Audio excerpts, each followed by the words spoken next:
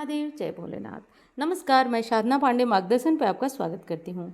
दोस्तों, मैं बात करने वाली हूँ आषाढ़ मास 2024 की अमावस्या तिथि किस दिन पड़ रही है, किस दिन आपको पितरों के लिए दिया जलाना है, किस दिन आप अमावस्या का व्रत करेंगे और किस दिन स्नान दान वाली अमावस्या होगी।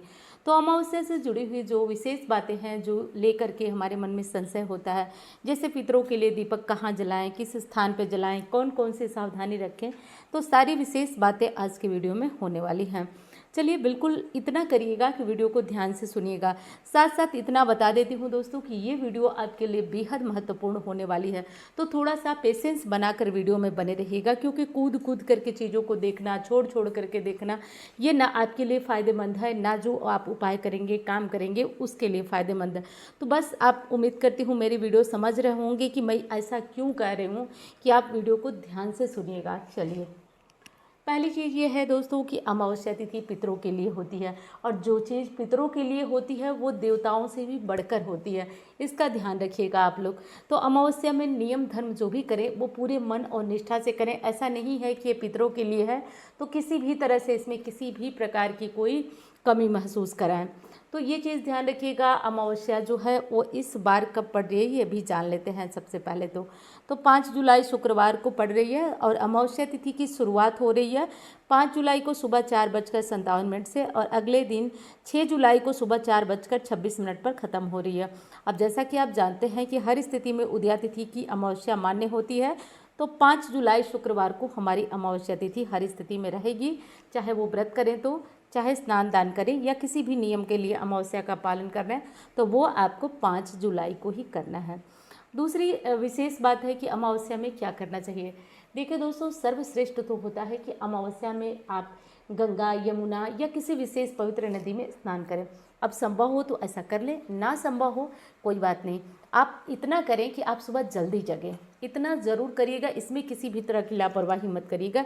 पॉइंट आज बताती जा रही हूँ, एक एक पॉइंट को नोट करते जाइए, क्योंकि अधिकांशतः कुंडलियों में पितृदोष पाया जा रहा है। देख रही हूँ कि ज़्यादातर परिवार में, अपना तो छोड़िए, बाल बच्चों तक ये समस्या पहुंच रही है। तो इसे दूर करना बहुत ज़रूरी है दोस्तों। मैं एक छोटा सा प्रयास कर रही हूँ, आप इस प्रयास को अगर मानने लगे ना, तो पितृदोष हुआ तो निश्चित खत्म होगा, और नहीं हुआ तो आप जो है कभी इस तरह की समस्या में नहीं फंसेंगे। तो ध्यान रखिएगा। करना यह है कि सुबह जल्दी जग जाइएगा। जगने के बाद आप अपने घर की यथासंभव सफाई कर लीजिएगा, जो हो सके, जितना हो सके सूर्योदय से पहले आप सफाई कर लीजिएगा।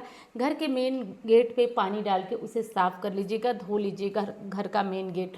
उसके बाद आप क्या करेंगे कि स्नान करेंगे। स्नान के जल में आप चाहे तो थोड़ा सा गोमूत्र मिला लें। अब बहुत सारे लोगों को, विशेषकर बच्चों को, ये होगा कि गोमूत्र कैसे दोस्तों कहा जाता है। चलिए, अब इस बारे में नहीं बताऊंगी, आगे वीडियो लंबी हो जाएगी।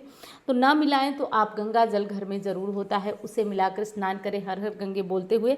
उसके बाद जो दूसरा काम होगा, सूर्य नारायण को जल अर्पित करेंगे। तुलसी जी की पूजा ज़रूर करिएगा। जो हमारी बहनें, बेटियां बहुत परेशान रहती हैं कि हमारी सास नहीं जाने देती हैं बाहर, कैसे हम पूजा करें, तो आप लोग तुलसी की जड़ में थोड़ा सा, बहुत ही आधा चम्मच दूध, काले तिल और जल मिला करके तुलसी की जड़ में ही चढ़ाएं। ये भी ठीक काम करता है। पीपल जैसा तो नहीं, लेकिन हाँ, काफ़ी अच्छा रिस्पॉन्स इसका भी देखा जाता है। तो आप ऐसा ज़रूर कर लें। और जो लोग पीपल में जाकर पूजन करेंगे वो आज सुबह में 9:30 तक, ध्यान रखें, आप इस चक्कर में मत पड़िएगा कि पितृ तर्पण आपको करना है। आप एक सामान्य पूजा कर रहे हैं, तर्पण का समय दोपहर में होता है, ठीक है। तो आप ऐसी गलती मत करिएगा। 9:30-10 तक अधिकतम आप पीपल में जल चढ़ा दीजिएगा। जल किस तरफ मुँह करके चढ़ाएंगे, तो देखिए दोस्तों, पितरों के लिए जो पूजा होगी वो दक्षिण में होगी, तो दक्षिण की तरफ मुँह करके आप किसी भी बिना मंत्र को बोले भी चढ़ा सकते हैं, या ओम नमो भगवते वासुदेवाय, क्योंकि पितरों की सदगति होती है भगवान विष्णु के चरणों में। तो आप उनसे प्रार्थना करें कि आपके पितरों को सदगति मिले, ऐसा बोलकर पीपल की पूजा करें। उसके बाद शाम को एक घी का दीपक जला दीजिएगा। ये बहुत अच्छा है। एक तो आपके चंद्रमा ग्रह को नियंत्रित करता है, जिससे कि मानसिक रूप से बहुत चिंताएँ हैं, किसी की कही गई बात मन को बहुत ज़्यादा कचोटती, इस तरह की दिक्कत है, तो घर में घर से एक जो है मिट्टी के दिए में आप घी भरकर उसका दीपक पीपल के पास ज़रूर जलाएं। सुबह को जो मैंने पूजा बताई वो अवश्य कर लें। पूजा पाठ हो गया, अब आप दान कर दीजिए। दान आप नहाने के बाद भी कर सकते हैं, पूजा के बाद भी कर सकते हैं, आपकी इच्छा। सबसे अच्छा दान होता है दोस्तों अनाज का। तो आप एक आदमी के खाने के लिए अनाज, चावल, दाल, आटा सब निकाल करके कुछ पैसे उस पर ज़रूर रख लीजिए, 10 रुपये, 20 रुपये, जो आपकी आर्थिक स्थिति हो उसके अनुसार आप ज़्यादा भी रख सकते हैं, कम भी रख सकते हैं। और इसे हो सके तो आज किसी ज़रूरतमंद को, या नहीं मिल पा रहा कोई, तो आप मंदिर में ही इसे ज़रूर भिजवा दें। ऐसा करके आप जो है अपना काम कर सकते हैं। और दूसरी चीज़ है कि आप अपने काम में बहुत अच्छे से ध्यान दीजिए और हर तरीके से पूजा पाठ में अपने पितरों का ध्यान करते रहिए। दक्षिण की दिशा की तरफ मुंह करके, आज अन्य कोई पूजा हो या ना हो, लेकिन पितरों का पैर ज़रूर स्पर्श करें, ज़रूर उनसे प्रार्थना करें कि हे प्रभु कृपा करें, हमारे दुख को दूर करें, हमारे परिवार पे अपनी कृपा बनाए रखें, ऐसा बोलिए। उसके बाद 5 तारीख को स्नान, दान, पूजा सब मैंने बता दिया। शाम को अपने पितरों के लिए एक दीपक आप अपने घर में ज़रूर जलाएं। हर अमावस्या की बात मैं कर रही हूँ, किसी एक अमावस्या की नहीं, पितरों के लिए दीपक अवश्य जलाएं। पितरों के लिए दीपक जलाना है आपको अपनी रसोई में। कहाँ? तो पानी का मटका रखे हैं तो वहाँ पे, नहीं तो जहाँ पे आरओ आपका है आप वहाँ भी लगा सकते हैं, जहाँ से आप पीने का पानी लेते हैं वहाँ लगाइए।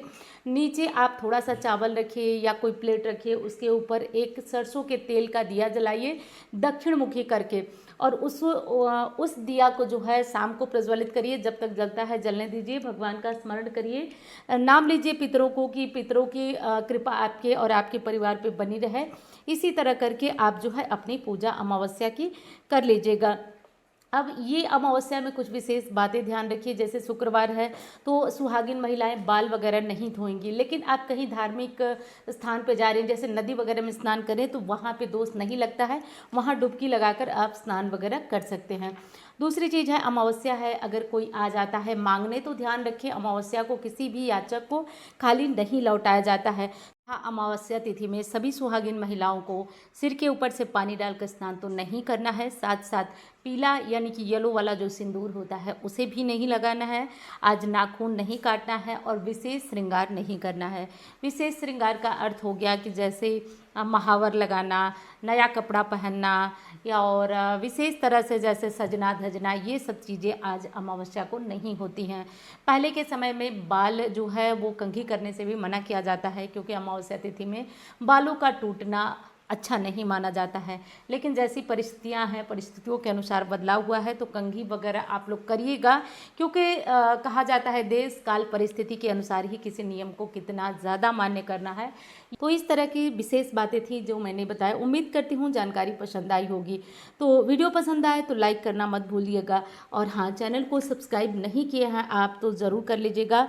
और हाँ, मुझसे कुंडली दिखाकर पर्सनल परामर्श लेना चाहते हैं तो केवल और केवल मेरे यही नंबर है कमेंट बॉक्स में। यदि किसी प्रकार का नंबर किसी के द्वारा दिया जाता है तो ध्यान रखें, इस नंबर को जांच लें, क्योंकि मेरे द्वारा दिया गया नंबर केवल यही है। चलिए, उम्मीद करती हूँ जानकारी पसंद आई होगी। धन्यवाद। हर हर महादेव।